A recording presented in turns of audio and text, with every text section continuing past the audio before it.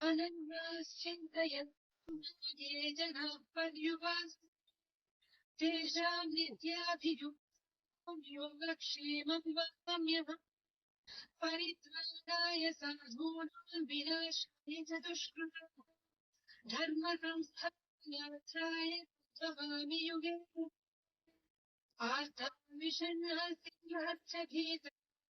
घोरेषु च व्याधिषु वर्तमान सङ्कीर्त्यन शब्दमात्र विमुक्तिदुःखात् सुखिनो भवन्ति कायेन वाचा मनसेन्द्रियैर्ध्यात्मना प्रकृते स्वभाव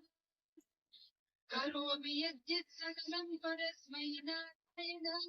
समर्पयामि